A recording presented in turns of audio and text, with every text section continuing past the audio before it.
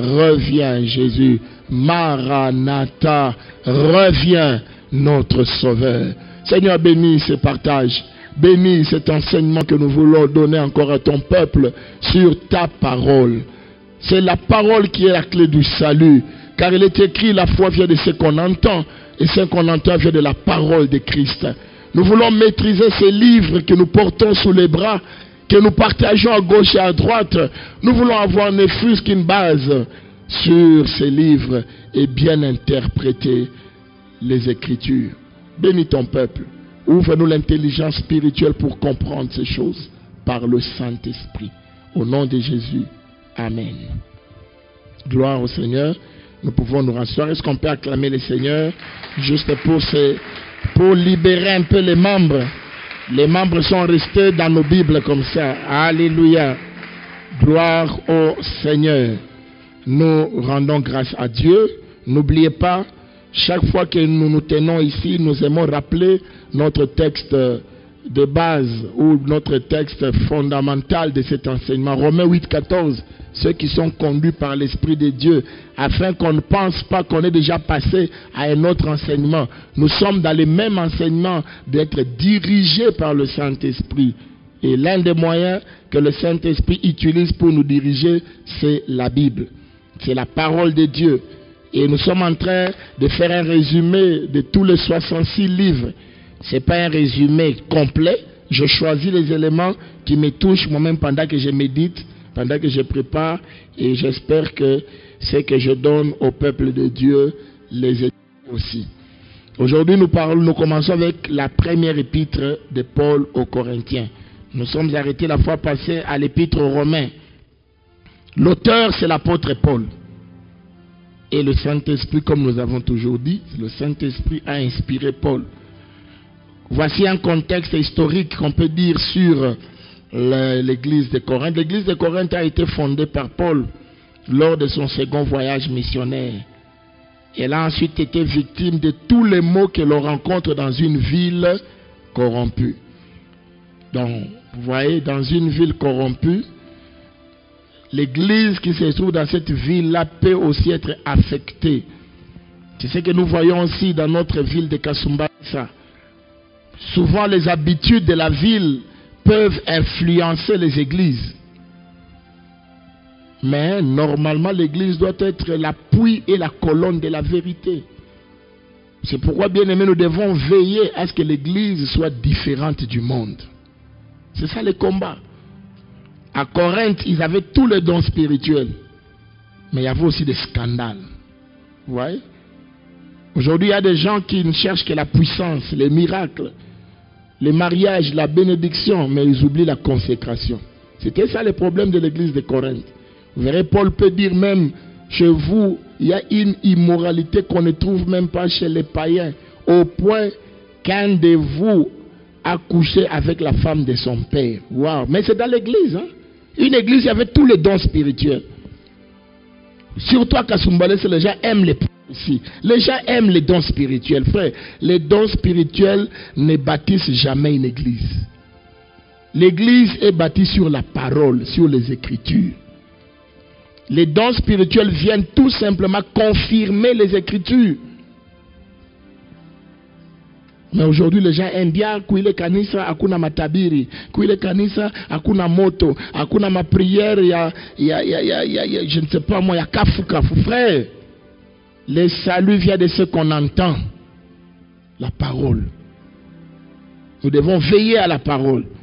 C'est pourquoi je répète la réponse que je donne à notre bien-aimé qui a dit: est-ce qu'on peut imiter, oser et des fois faire certaines choses qui ne sont pas permises par Dieu parce que Dieu nous l'a demandé afin de trouver une solution? Non, non, non. Nous devons être stricts dans cela. D'ailleurs, nous sommes une église des assemblées de Dieu. La première vérité, parmi les 12 vérités des assemblées de Dieu, la vérité numéro 1 nous dit ceci: nous croyons que la Bible est la parole de Dieu. Elle est la règle de conduite et de foi pour l'assemblée en général et pour les fidèles en particulier. Nous sommes conduits par les Écritures, pas par les prophéties, nous les assemblées de Dieu. Il faut savoir dans quelle église vous êtes. Ça, c'est notre doctrine numéro 1. C'est la Bible. Tout ce que la Bible ne confirme pas, je ne fais pas. Sinon, vous allez me voir où je viens habillé en pagne ici. Dieu m'a convaincu de m'habiller en pagne. C'est dangereux, n'est-ce pas? C'est comme ça que les déviations commencent. Et un jour, vous allez retrouver, je commence à porter, comment on appelle ça, la toge, avec la calotte des papes. Tout ça au nom de la conviction. Non, non.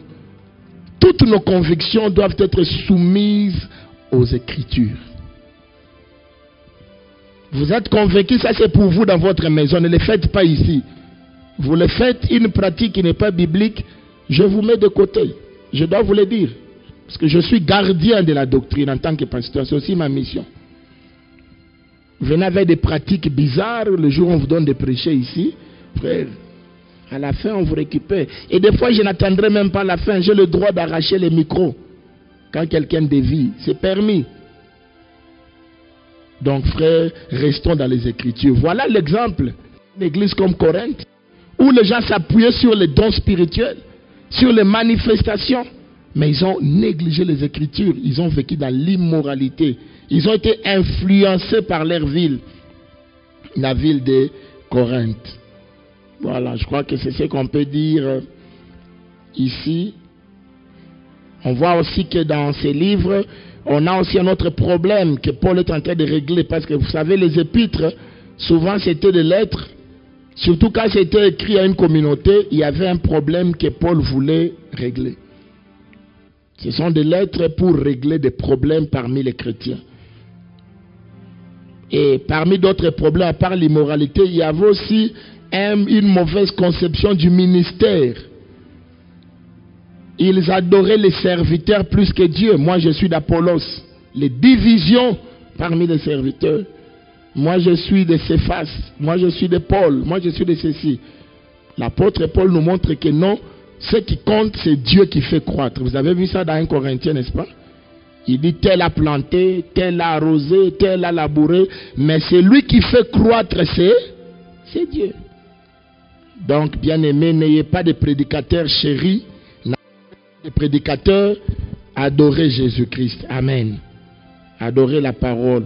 Ça, c'est le contexte de l'épître de Paul aux Corinthiens. C'était pour résoudre les problèmes qu'il y avait dans cette église qu'il avait lui-même bâtie. Qu'est-ce qu'on peut dire encore ici? Les textes clés que nous pouvons avoir ici, ce sont les textes qui montrent les fausses conceptions du ministère. Hein? Je viens de le dire, vous avez 1 Corinthiens 1, 12 à 17, 3, 4 à 7, 21 à 22, toujours 1 Corinthiens chapitre 1er, et puis 1 Corinthiens 4, le verset 6 à 7. L'apôtre Paul est en train de nous montrer qu'il ne faut pas avoir les choix des prédicateurs, mais il faut écouter la parole. Vous savez, il y a des prédicateurs qui sont timides par nature, mais ils enseignent la vérité. Ce n'est pas seulement celui qui crie qui a l'onction. L'onction n'est pas dans les bruits. Ce n'est pas seulement celui qui a une belle éloquence, il parle bien français qui est loin. Non. L'onction, c'est dans la profondeur de la doctrine qui sort de la bouche. Quelqu'un peut parler calmement. Il ne bouge pas sur la chair comme moi j'aime bouger. Ah, ou le pasteur Achina na moto. Non, non. Les feux, ce n'est pas nos gestes. Les feux, c'est le résultat de la parole dans les cœurs des fidèles. Amen. Qui avait connu le pasteur Yongisho? Yongisho, qui a connu, qui a déjà suivi ses prédications? Il ne bougeait pas. Il ne criait pas, il était toujours dans là, comme ça. And the Lord says, that I will bless you. Mais pendant qu'il parle, les paralytiques marchaient, frère. Les morts ressuscités dans son calme. Il n'allait jamais même écouter un peu. Lui, c'était vraiment l'éthique prédicateur protestant. Il est là comme ça. Mais l'onction qui coulait de ses papas, il est mort l'année 2021, il est mort l'année passée. Mais là, la plus grande église du monde avait plus d'1 milliard de membres, frère. Hein? Plusieurs personnes à travers le monde sont de son église, le plein évangile. Donc, faites attention, ne tombons pas dans les pièges. Ça, c'était les pièges des grandes églises. Les méga-églises créent des sectes. Oh, moi, je suis le président de la jeunesse. Oh, moi, mon responsable, c'est la chorale. Non, frère. Nous tous, nous devons nous soumettre à Jésus-Christ. Alléluia. Nous ne devons même pas faire de pasteur notre idole. Non. c'est Dieu, c'est Jésus. Et Jésus dans une église est représenté par quoi? Par la parole. Si le pasteur fait ce que la Bible ne dit pas, on peut le reprendre, dit papa. Avec tout le respect qu'on vous doit, ce que vous faites là n'est pas dans la Bible. Avec respect, mais on dit la vérité. Oui, parce que même le pasteur est soumis à la Bible. C'est ça les assemblées de Dieu. On n'a pas de pasteur vedette. Il ne faut pas tomber dans ces pièges-là. Je crois que c'est ce qu'on peut dire sur l'apôtre Paul montre son ministère exemplaire. Il montre les querelles, les véritables conceptions du ministère. Donc, il est en train de résoudre un problème. Nous passons rapidement à la seconde épître aux Corinthiens. Mais la seconde épître aux Corinthiens, en plus du fait que l'apôtre Paul veut expliquer le vrai ministère, vous verrez que les second épîtres aux Corinthiens, c'est un peu comme une défense de l'apostolat de Paul. Paul est en train de défendre son apostolat. La plupart des versets sont tournés sur Paul lui-même. C'est vrai, il y a des versets qui parlent encore de certaines choses, mais il parle plus de son modèle, de son exemple, de sa vie. Oui, bien-aimés, quelquefois, nous devons défendre notre ministère par un bon témoignage. Il ne faut pas dire comme les autres, faites ce que j'ai dit et ne faites pas ce que j'ai fait. Vous avez déjà entendu certains prédicateurs dire ça, hein? Faites ce que je prêche, mais ne faites pas ce que j'ai fait. Non, l'apôtre Paul dit, toi qui prêches de ne pas voler, et tu voles. Tu deviens un contraire à ton message. Donc, les messagers et les messages doivent être identifiés. Il explique comment il a reçu la révélation par Jésus-Christ lui-même. Il est en train de défendre son apostolat. Donc, pour les différencier, la première épître de Paul, il règle plus un problème général de l'église de Corinthe. Mais la deuxième épître, comme il y avait des gens qui doutaient de son ministère, il a réglé quelques problèmes. Il a beaucoup plus montré le modèle d'un véritable apôtre. Alors, si aussi vous voulez savoir que vous avez l'appel d'apôtre, regardez tout ce que l'apôtre Paul a subi, c'est des choses qui arrivent dans la vie des apôtres. Les souffrances, les abandons, les mépris et toutes ces choses. Ce sont aussi des signes qui peuvent montrer ces choses sont arrivées dans ma vie. Peut-être que je suis apôtre. Nous passons aux Galates. Auteur, c'est l'apôtre Paul, toujours. La date, c'est probablement entre 55 et 60 après Jésus-Christ. Destinataire, c'est-à-dire à qui cette lettre a été écrite, c'était aux églises de Galatie. Ce n'était pas seulement une seule église. Quand on écrit l'église aux Galates, en Galatie, il y avait plusieurs églises. C'était une lettre tournante qui devait circuler dans plusieurs églises. C'est écrit aux églises de Galatie. La Galatie, c'était quoi? C'était un district d'Asie mineure vers la Turquie. Une grande partie du ministère de Paul s'est passée du côté de l'Asie mineure. C'est vers la fin qu'il est arrivé à Rome. Mais la grande partie de son ministère, c'était aujourd'hui, c'est la Turquie. Toute la plupart de ces petits peuples, Colosse, Galatie, s'est retrouvé vers ce qu'on appelle aujourd'hui la Turquie, l'Arménie, tous ces pays qui sont de l'autre côté, en dehors de la Palestine où il y avait Israël. C'est de ce côté-là que Paul a plus fait de messages. C'est là où se trouvent même les 7 églises d'Asie dont nous parle l'Apocalypse. Philadelphie, Smyrne, Laodicée, etc. C'était cette partie, la partie juste après Israël, et montée vers l'Asie mineure, vers la Roumanie. Donc quand on parle de ces pays-là, vous devez toujours voir de ce côté-là. Mais vous verrez quelque chose d'étonnant, c'est que ces pays-là étaient les premiers pays à avoir reçu l'évangile, mais aujourd'hui, l'évangile n'a plus d'impact là-bas. C'est soit l'islam, soit le communisme. Regardez la carte, allez vérifier la carte. Parce que vous devez aussi lire la parole de Dieu en vérifiant aussi les éléments visibles de votre époque. C'est comme ça qu'on comprend bien aussi les Écritures.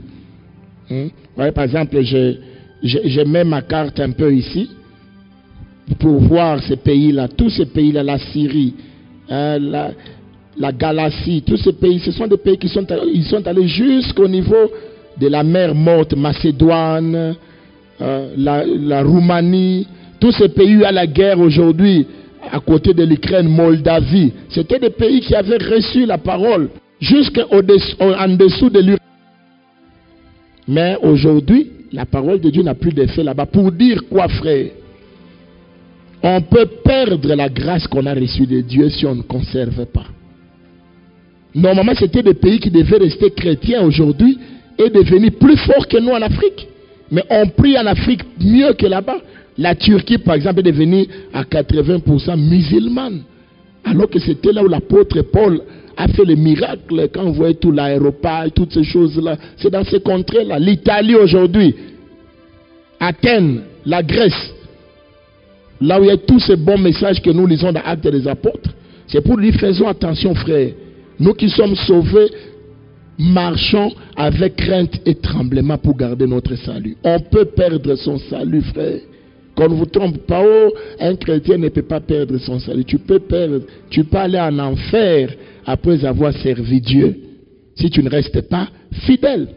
Donc c'est une pensée qui était dans mon cœur. Quand je disais, Seigneur, mais tous ces peuples, tous ces pays, c'était là où les apôtres qui avaient l'onction, qui ressuscitaient même les morts. L'église basée sur des miracles authentiques. Éticus qui tombe, on les ressuscite. Tabitha, tous ces gens-là, tous ces miracles. Mais malgré qu'ils ont vu des miracles, avec les âges, la foi a décliné. C'est pourquoi j'insiste encore, la foi n'est pas basée sur les miracles. La foi n'est pas basée sur le don spirituel. La foi est basée sur l'obéissance et la persévérance dans la vérité. J'insiste, je sais que je parle à quelqu'un. Tu es peut-être tenté d'aller ailleurs où tu fréquentes. J'apprends. Je sais que parmi nous ici, il y a certains groupuscules de prière à côté. Je suis au courant. Avec leurs prophètes, ils renvoient des messages aux gens. Ils disent aux gens, on va aller prier pour toi là-bas, alors qu'il y a une équipe d'intercession ici. Bien aimé, tout ça, c'est des choses que moi j'appelle l'immaturité spirituelle. Toi-même, avec ta Bible, tu peux rencontrer Jésus. Et si ça continue, certaines de ces personnes, nous allons les enlever de certains départements, parce que je le connais. Ils prennent les gens de l'église pour les amener prier ailleurs. Chez un certain prophète, parce que là-bas on a dit. Apprenez à enseigner la parole. Donc le livre des Galates nous montre que nous pouvons bien commencer et mal terminer. Et quand nous voyons dans l'histoire des Galates, quels sont les thèmes principaux? Paul défend la doctrine de la foi, la justification par la foi, contre les retours aux coutumes. Le livre des Galates est très intéressant pour les chrétiens qui ont des fois des problèmes entre la parole et les coutumes. Ici, l'apôtre Paul montre que la Bible est au-dessus du judaïsme, mais on peut aussi les rabattre dans nos coutumes de chaque jour. Il y a des chrétiens qui sont trop coutumiers. Il y a même des chrétiens qui font des superstitions. Ils se lèvent un matin, bon, quand ils voient quelqu'un qui a une pigmentation un peu exagérée, il prend et jette la salive à l'intérieur.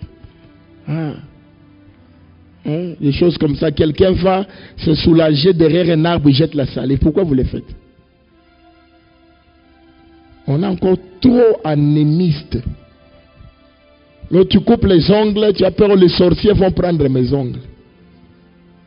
Chrétiens, beaucoup, j'ai vu ça. C'est pas normal. Christ vous a délivré de quoi?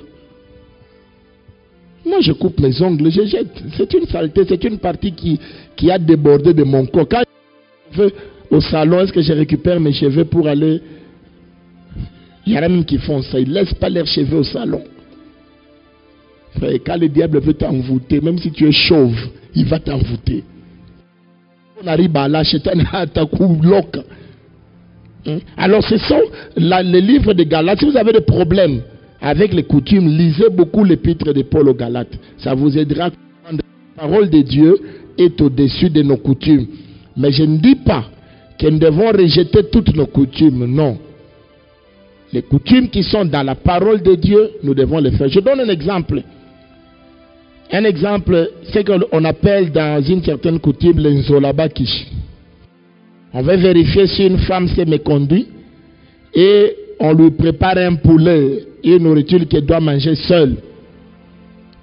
Si son ventre ne gonfle pas, qu'elle n'a pas trompé son mari. Vous êtes sœur de l'église, vous me posez la question. Mon mari me soupçonne, il me demande de faire ça. Ma soeur, je te dirais, ne le fais pas. Oh, le mariage va se terminer. Bon, si ça se termine, ma soeur.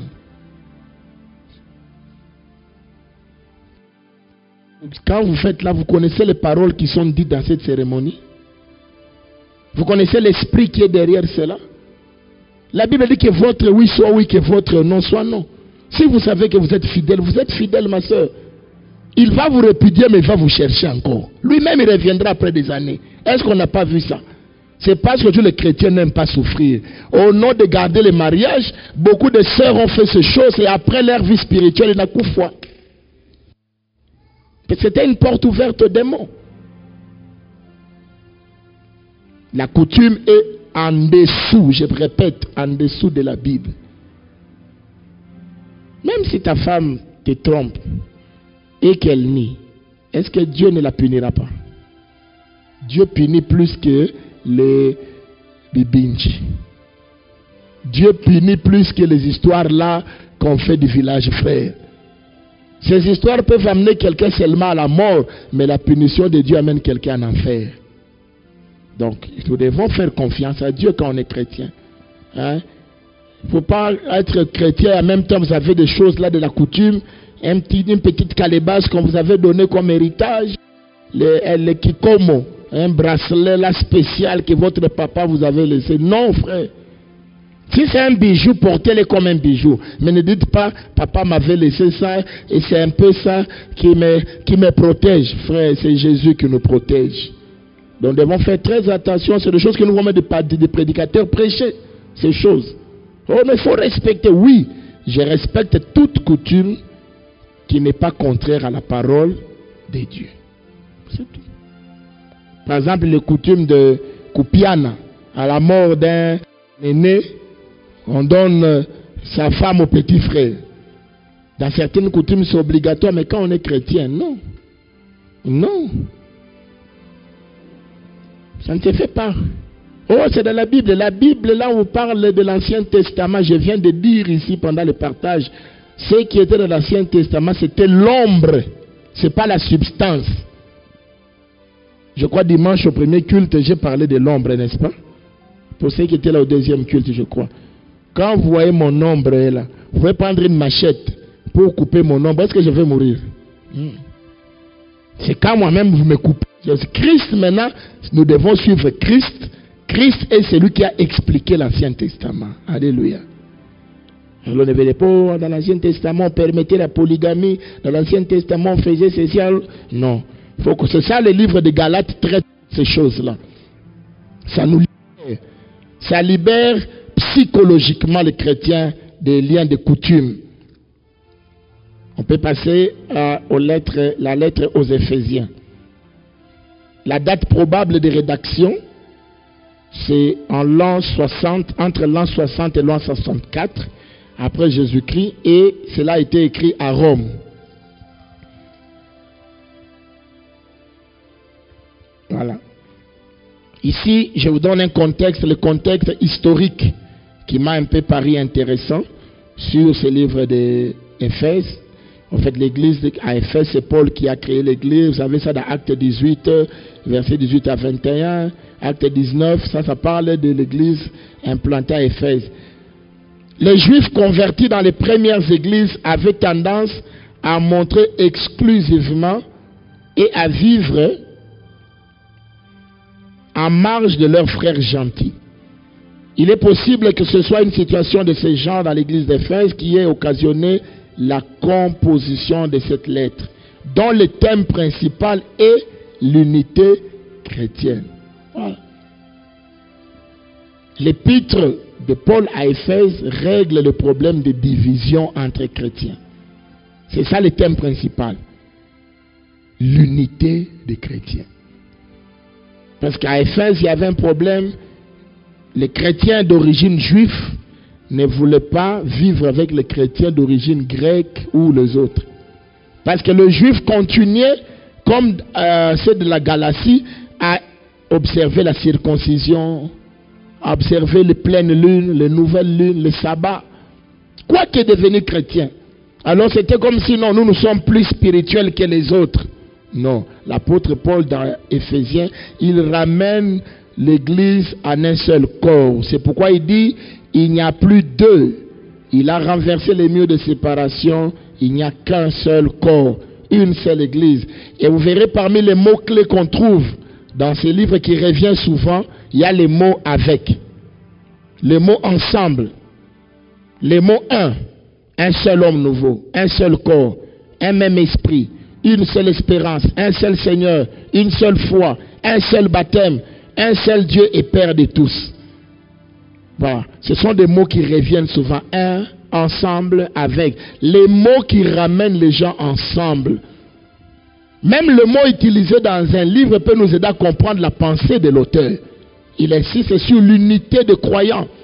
Ici, quand j'ai médité, je dis, frères et sœurs, ne tombons pas dans le piège aussi de croire que la meilleure église, c'est seulement les assemblées de Dieu et nous négligeons les autres. Non. Il y a d'autres bonnes églises, frères, en dehors de cette église. Il y en a à Kasumbalesa. Il ne faut pas tomber dans un orgueil spirituel qui n'est pas biblique. Chier, non. Non. C'est ce que l'apôtre Paul combat ici. C'est l'unité du corps de Christ en général. Il y a des gens qui sont sauvés parmi les méthodistes, ne vous en faites pas. Moi, je connais même des gens qui prophétisent et qui parlent la langue parmi les méthodistes. Ils prient aussi, les malades sont guéris. Parmi les méthodistes. Parmi les baptistes, j'en ai côtoyé. Il y a même des pasteurs qu'on invite souvent, Lumbashi là-bas. Un baptiste, mais quand il vous prêche l'évangile, vous sentez la vie. Donc, ne tombons pas dans les pièges de croire que c'est seulement nous des assemblées de Dieu ou nous de la parole éternelle qui sommes meilleurs. Non. Le corps du Christ est large. C'est ce que l'apôtre Paul veut aider, qu'il n'y a pas de Grecs d'un côté, il n'y a pas de gentils, plutôt des Juifs de l'autre côté. Tous nous sommes un seul corps. Et vous verrez ici, j'ai quand même vu une différence entre l'épître de Paul aux Galates et l'épître de Paul aux Éphésiens. Dans l'épître de Paul aux Galates, l'apôtre Paul met un accent sur la foi qui est supérieure à nos coutumes. Il réglait ces problèmes-là. Dans l'épître de Paul aux Éphésiens, il règle maintenant le problème de division entre chrétiens. C'est pourquoi même, si je dois atterrir ici, un bon chrétien ne peut même pas exiger que sa fille soit épousée par quelqu'un de sa propre tribu. Le tribalisme n'est pas dans l'église de Jésus. C'est Éphèse qui nous aide à comprendre cela. Parce qu'il y a certains papas qui ont comme critère, moi, ma fille, seulement quelqu'un de chez nous. Vous n'avez jamais vu de mariage du même point où il y a des divorces. Et il y a même beaucoup de divorces. Si Jésus n'est pas maître, ça ne marchera pas. Donc, c'est des choses à éviter quand on est dans l'église. Nous passons rapidement aux lettres de Paul aux Philippiens.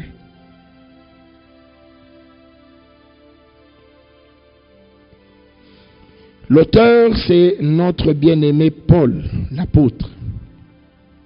La date est incertaine, mais on dit probablement entre 60 et 64 après Jésus-Christ. L'église de Philippe était idéale dans bien des domaines. Ses membres étaient reconnaissants et bienveillants. Paul la fonda au cours de son second voyage missionnaire au sein d'une persécution violente.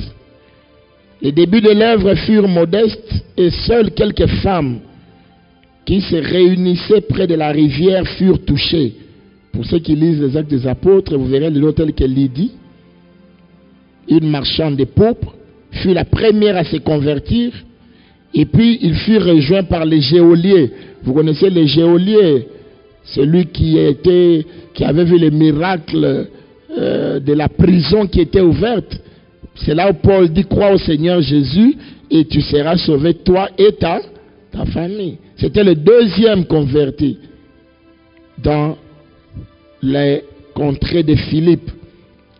Et alors, avec quelques autres frères, ils ont constitué le noyau de l'assemblée locale. Vous avez Actes chapitre 16, de 12 à 40, pour voir l'implantation de l'église de Philippe. Je vous ai donné déjà l'épisode du geôlier, c'est-à-dire celui qui avait emprisonné Paul. Il s'est converti après avoir vu les miracles de la délivrance physique de la prison. Comme caractéristique que nous pouvons retenir dans cet épître, le message central, c'est Jésus-Christ. L'apôtre Paul veut remettre les choses sur l'importance de Jésus-Christ lui-même. Et ici aussi, l'apôtre Paul parle aussi de la joie dans les moments difficiles. L'épître de Paul aux Philippiens nous aide aussi à tenir ferme dans les moments difficiles. Il parle de contentement. Il explique malgré la prison, mais il a la joie d'être chrétien.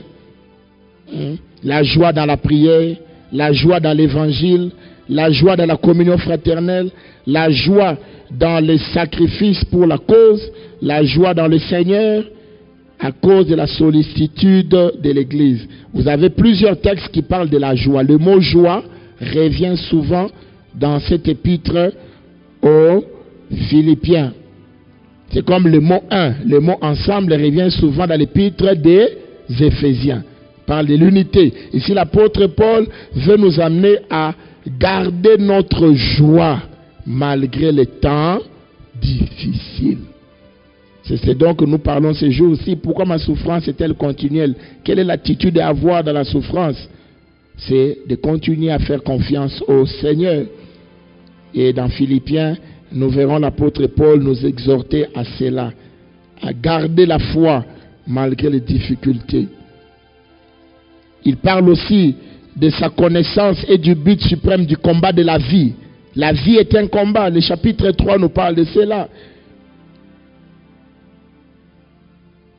Il montre aussi que dans la souffrance, la puissance de Dieu est sans limite. C'est au chapitre 4. Et toujours au chapitre 4, aussi verset 19, il montre aussi que la souffrance est le canal par lequel Dieu pourvoit pour le besoin. Donc Dieu pourvoit aux besoins de ses fidèles. Et ainsi de suite. On peut passer à la lettre aux Colossiens. L'apôtre Paul, oui, c'est toujours lui, l'auteur. La lettre de Paul aux Colossiens, ou épître. Les mots épître et les mots lettres, c'est la même chose. C'est l'apôtre Paul. On peut dire qu'il a été écrit entre 60 et 64. Vous verrez que entre 60 et 68, vers la fin de la vie de Paul, c'est là où Paul a écrit beaucoup de ses épîtres. Et la plupart des épîtres de Paul ont été écrites en prison. Cela déjà doit nous indiquer quelque chose, que deux fois, quand nous avons des temps difficiles, c'est aussi des temps de révélation. Ce n'est pas le temps de chercher à sortir précis. Dieu veut peut-être te parler. Et je vais vous donner encore l'exemple de David. La plupart des psaumes de David, il a écrit dans des moments difficiles. Quand il fouillait d'abord Saül à la grotte, quand il fouillait son fils Absalom, dans les temps, quand vous passez par des moments difficiles, ça veut dire que Dieu vous appelle à une révélation. Ne soyez pas pressés. Alors tous ces chrétiens qui fuient les difficultés, quand est-ce qu'ils vont écouter Dieu? C'est pourquoi une grande spirituelle magie. La souffrance est aussi un moyen de maturité et de croissance spirituelle. Tu n'as pas mangé 2 jours. Reste fidèle, ne va pas voler. Tu es allé chercher le travail, tu n'as pas trouvé le travail. Rentre, dors affamé, bénis Dieu. Tu vas peut-être maigrir physiquement, mais spirituellement, tu vas grossir parce que tu auras des révélations. Aujourd'hui, les chrétiens n'aiment pas la souffrance. Parce qu'avec le message de la délivrance, on pense que toute souffrance, il faut chasser un démon. Non. Frères et sœurs, Alors les Philippiens nous enseignent à cet esprit. L'apôtre Paul aux Colossiens aussi, je dis, il a écrit la plupart de ses livres en ces temps de crise. Il a écrit à qui? À l'église de Colosse, qui était aussi une ville de l'Asie mineure. Je vous ai expliqué ce qu'on appelle l'Asie mineure, c'est la partie orientale de l'Europe.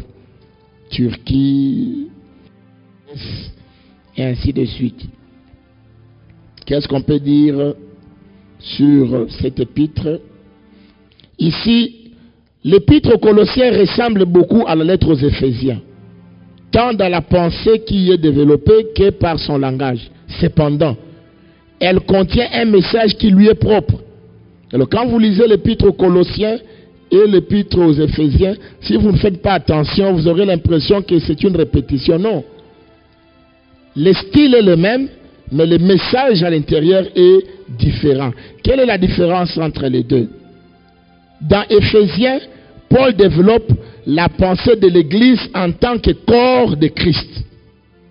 Tandis que dans Colossiens, il met l'accent sur Christ qui est la tête de l'Église. Vous voyez la différence? Dans l'Éphésiens, Paul parle plus de l'unité, le corps, les serviteurs, les apôtres. Il parle de ceux qui font les ministères. Mais dans Colossiens, l'apôtre montre que ce ne sont pas d'abord les serviteurs qui sont importants, mais c'est la tête, Christ. Les mots reviennent, Christ, l'Église, mais ici, c'est plus montrer le propriétaire de l'Église. Je veux dire que si nous pouvons servir le Seigneur dans nos différents ministères, ne perdons pas la communion avec Christ qui reste le chef de notre foi. Le chef de l'Église. C'est ça l'essentiel que nous devons avoir dans le livre des Colossiens. On présente d'abord Christ comme étant la tête de l'Église. Il y a aussi une mise en garde contre la confiance dans la sagesse humaine. L'apôtre Paul nous met aussi en garde de ne pas trop nous confier à la sagesse humaine. Il faut nous confier à la sagesse divine. C'est un peu comme je parlais déjà des coutumes. Donc la coutume est limitée, mais la parole de Dieu est supérieure à nos coutumes. La sagesse humaine est bonne, mais quelquefois elle devient charnelle, elle devient même diabolique. Vous vous rappelez sur la sagesse? Je crois que nous pouvons nous arrêter là pour le livre des Colossiens. L'essentiel est dit. Bon, il y a aussi quelques éléments. On parle de la famille chrétienne. On parle de la communion fraternelle. Ça aussi, j'ai aimé. Amour. Il ne faut pas épuiser quelqu'un. C'est un manque d'amour, frère.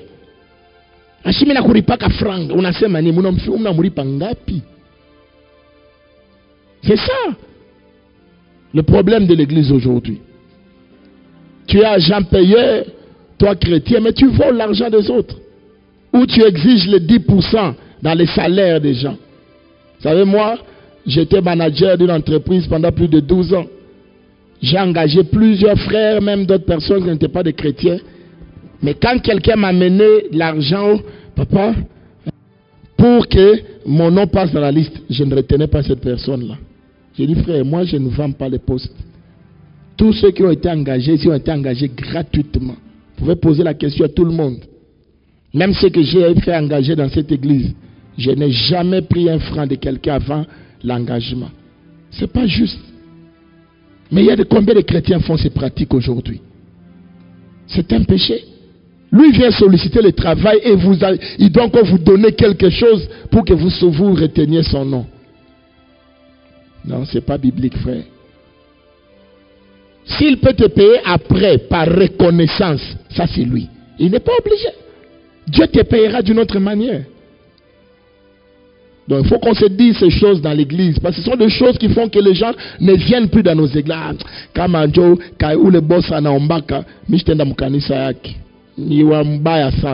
Notre comportement tue notre message. Il faut faire très attention en matière de chercher l'argent ici. Même la recherche des marchés. Il ne faut pas faire des crocs en jambes aux autres. Quand on est chrétien, on invente des histoires pour que les gens n'aillent pas acheter chez la voisine. Mais non, on a les mamans, est-ce qu'on a preuve que Dieu n'a pas concurrence. Craignons Dieu, frères et sœurs. Et ça, c'est l'apôtre Paul qui nous enseigne. J'ai aimé de voir ça dans les devoirs des serviteurs et des maîtres envers leurs serviteurs. Nous passons à l'épître de Paul aux Thessaloniciens. La première épître de Paul aux Thessaloniciens après les Colossiens. C'est toujours l'apôtre Paul, comme nous disons, qui est l'auteur. La date et les lieux sont incertains. Mais nous pensons qu'il a écrit cette lettre entre 49 et 54. Et selon les étudiants de la Bible, on nous dit que ça peut être parmi les premières lettres de Paul. Vous savez, lorsque vous voyez la Bible telle qu'elle est établie, je dois dire cette histoire, ne pensez pas que c'est comme ça que les livres se suivent de manière chronologique. Non. Ne pensez pas que Paul a d'abord écrit Colossiens et puis il a écrit Thessaloniciens. Non.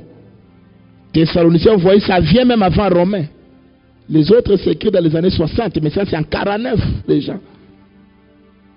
Donc, c'est pourquoi il ne faut pas dire quand vous lisez la Bible que non, Matthieu vient toujours avant Jean. Il y a des événements qu'il y a dans l'évangile de Jean qui ont précédé certains événements dans Matthieu. On appelle ça la chronologie des Écritures. Il y a une Bible chronologique où on fait suivre vraiment les livres selon leur apparition. Ça existe. Il y a ces Bibles-là chronologiques où vous savez peut-être que c'est Job qui sera avant Genèse. Parce que Job, l'histoire, ce qu'on raconte dans Job, Job a été écrit dans Genèse. Parce que les noms qu'on utilise là, ce sont des noms qui ont existé avant Moïse. Parce que Genèse, c'est Moïse qui a écrit. Mais les événements de Genèse, la création, a précédé le livre de Job. Je crois que je l'avais dit à l'introduction quand j'ai parlé de ces choses. Parce que j'ai écouté le prédicateur, il dit donc, qui chakwandika manjiko kuba kolos, Paul a indiqué à Thessaloniciens. Ce n'est pas une vérité. Parce que vous verrez qu'il y a des choses que Paul traite dans Thessaloniciens, ça précède les choses qu'il a traitées chez les Corinthiens. Ça peut créer la confusion. Là, beaucoup ont créé de fausses doctrines. Parce qu'il fallait d'abord lire, comprendre l'événement qu'il y a dans Thessaloniciens avant de comprendre certaines expressions de Paul dans Romains et ailleurs. C'est là où nous disons aussi qu'il n'y a pas beaucoup qui enseignent. C'est à cause de ça.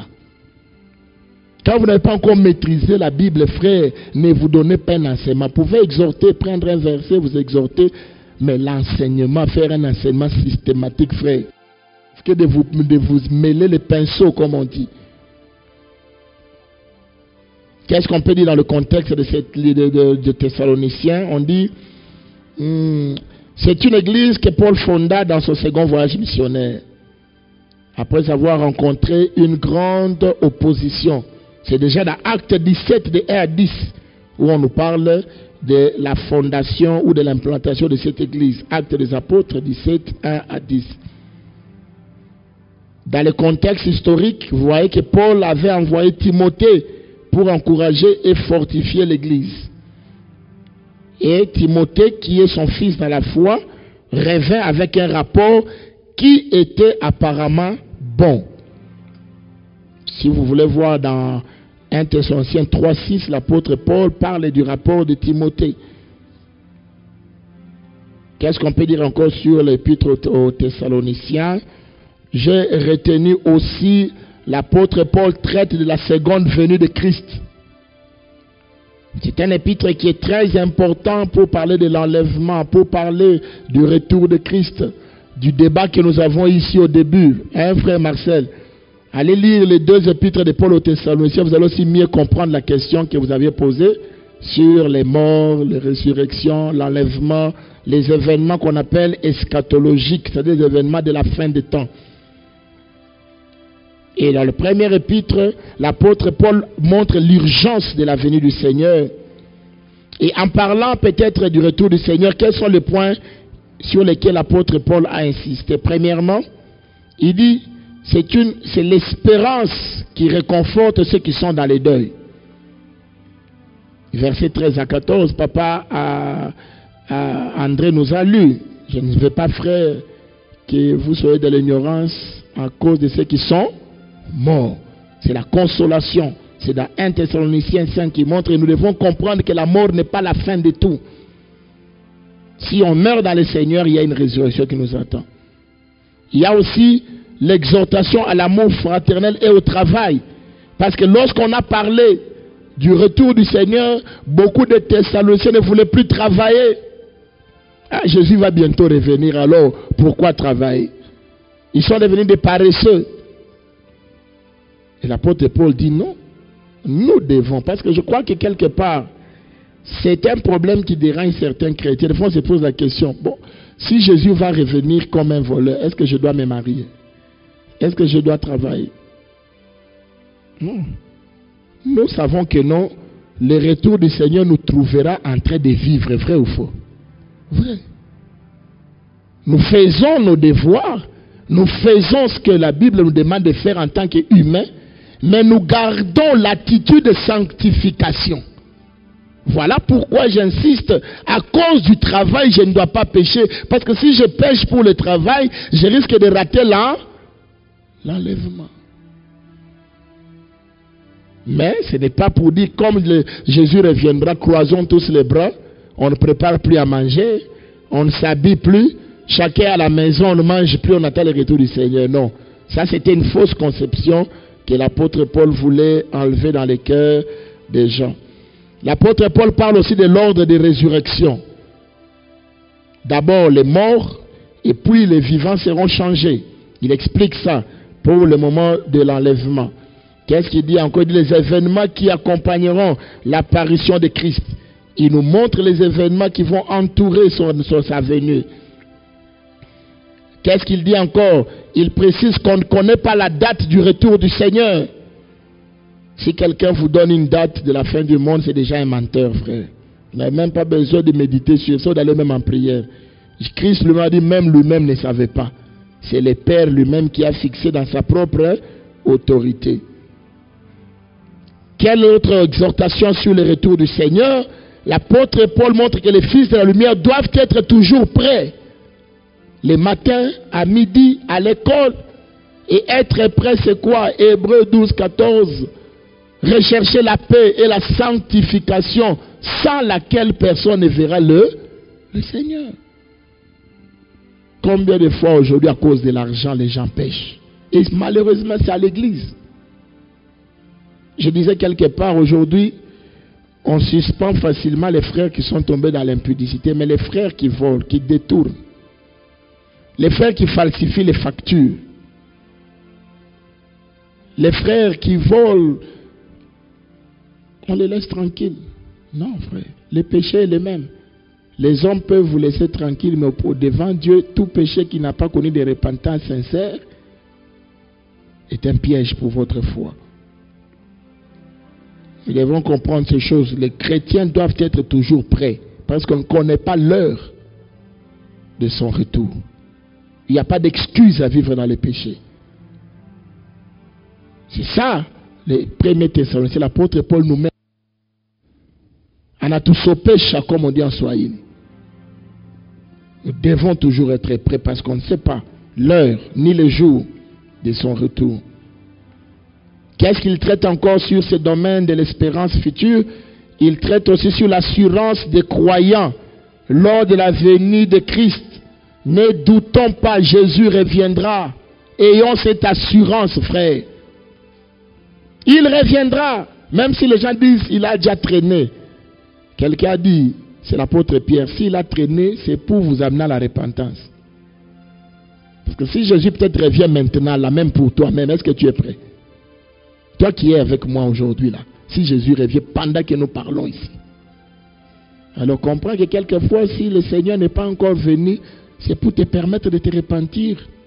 Alors ne commence pas à dire, depuis, Alisemagatarodia, les bientôt de Jésus, mais Yagukawa, Ninema. Et nous devons toujours bénir Dieu pour cela. Mais cela nous demande aussi d'être prudents. Voilà. Nous allons passer à la deuxième épître aux Thessaloniciens. Je crois que ça va nous arrêter pour aujourd'hui. Deuxième épître de Paul aux Thessaloniciens. C'est la suite des 1 Thessaloniciens. Toujours par l'apôtre Paul. La date, elle a été écrite probablement de Corinthe, peu de temps après la première lettre. Voilà, j'aimerais vous lire quand même un petit commentaire sur le contexte de ce livre, quoique ça traite toujours de la seconde venue du Christ, mais il y a des éléments que l'apôtre Paul ajoute ici. Il semble évident que certaines expressions de la première épître de Paul à cette église ont été mal interprétées. Lorsqu'il se réfère par exemple au fait que la date de la venue de Christ est inconnue, on a eu tort d'en conclure et d'enseigner que le jour du Seigneur était très proche. D'ailleurs, vous verrez même certains ont même dit que le jour du Seigneur était déjà là. Si vous lisez bien, ça avait créé la confusion. Jésus est déjà revenu. Il y a eu panique. Parce qu'il y avait des faux prophètes, des faux enseignements qui ont falsifié les lettres de Paul. Non, déjà, Jésus est déjà venu. À Monaco. Alors Paul a réécrit la deuxième lettre pour essayer de tranquilliser les cœurs de ses fidèles. Cela a provoqué une émotion inutile. Les convertis ont été ébranlés, voire alarmés. Vous verrez ça dans 2 Thessaloniciens 2:2. Vous voyez, quand vous lisez 2 Thessaloniciens chapitre 2, le verset 2, vous verrez qu'il y avait panique. Ils ont conçu des points de vue erronés au sujet de la venue du Seigneur, ce qui a troublé leur existence. Certains ont pensé que la terminologie des versets 2 et 3 du chapitre 2 montrait que l'Église avait reçu une lettre falsifiée. Ça, j'ai lu moi-même, j'ai vérifié. Quand vous voyez le chapitre 2, les versets 2 et le verset 3, l'apôtre Paul dit que c'est comme s'il y a eu d'autres lettres. Hein? Quelqu'un a falsifié ces lettres. Quelqu'un peut nous lire ça. Le chapitre 2, le verset 3. Papa Baraka.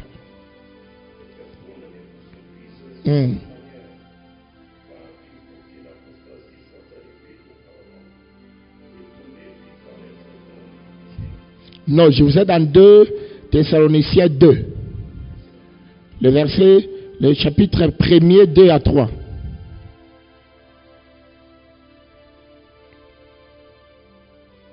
Chapitre 1er, 2 et 3.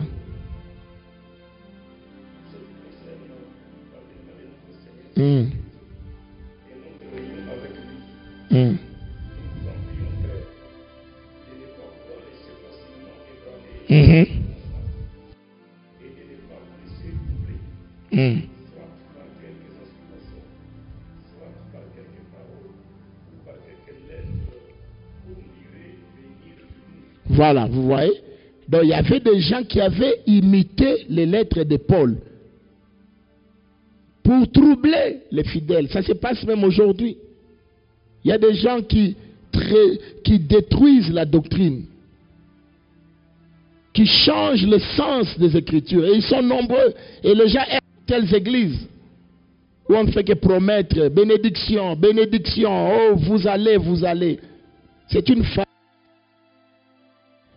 Et en fin de compte, ça trouble la foi. Parce que lorsque dans cette église, quelqu'un ne fera pas la bénédiction, sa foi va mourir. Il y a des églises où on vous dit, si un chrétien tombe malade, c'est qu'il a péché. Les chrétiens ne peuvent pas tomber malades. C'est faux. Donc vous voyez que même à l'époque de Paul, il y avait des falsifications. Donc faites très attention, il faut connaître la doctrine pour ne pas tomber dans un piège comme celui-là, où il y a eu trouble.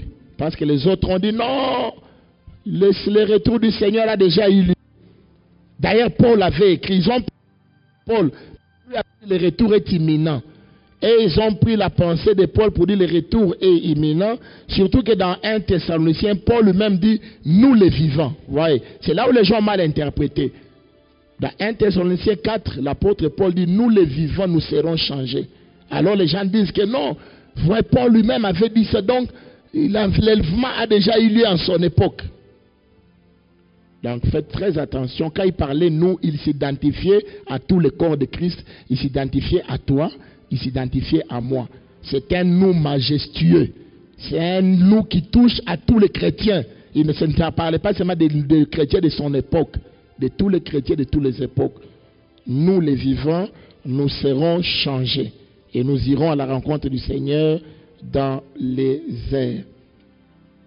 Alors, rapidement, qu'est-ce qu'on peut dire encore sur ces livres? Les textes clés, c'est 2 Thessaloniciens 3, les versets 5. On peut nous lire ça? 2 Thessaloniciens 3, les versets 5.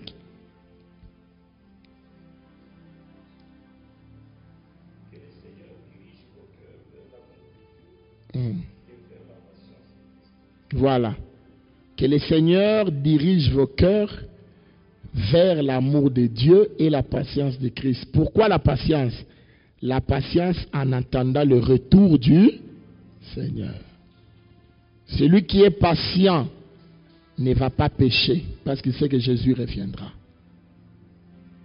Celui dont le cœur est dirigé par le Seigneur ne ratera pas l'enlèvement parce qu'il vit dans l'obéissance. Voilà le résumé de 2 Thessaloniciens 3. Et nous allons atterrir par ces versets. Ce soir, le Seigneur nous appelle à être dirigés par le Seigneur. Que nos cœurs ne soient pas dirigés par l'argent. Que nos cœurs ne soient pas dirigés par les positions sociales. Que nos cœurs ne soient même pas dirigés par les ministères. Je vais devenir pasteur. Non. Dirigés vers Dieu, vers l'obéissance à sa parole, vers l'adoration à Dieu, vers le respect de la loi de Dieu et dans la patience de Christ. Quelqu'un qui est patient ne volera pas. Quelqu'un qui est patient ne tuera pas. Quelqu'un qui est patient ne va pas escroquer les autres. Quelqu'un qui est patient ne va pas utiliser l'argent de payer les autres. D'abord, il tourne avec et puis 3 semaines après, vient payer les gens. Lorsque l'argent a déjà connu l'inflation, vous connaissez bien dans notre pays, l'argent qui est la valeur d'hier n'est pas la valeur d'aujourd'hui. On n'a pas une économie stable. Vous payez 100 000 à quelqu'un 2 mois après, ça n'a plus la valeur de 100 000. Vous lui avez volé, même si vous lui avez remis. Ça s'appelle détournement. Que Dieu nous pardonne, frères et sœurs. Nous devons vivre en tant que des bons chrétiens. Nous devons vivre dans la vérité, dans l'amour du prochain, dans la patience de Christ. Inclinons nos têtes et prions. Dis un mot, dis un mot, dis un mot, dis un mot, dis un mot, dis un mot.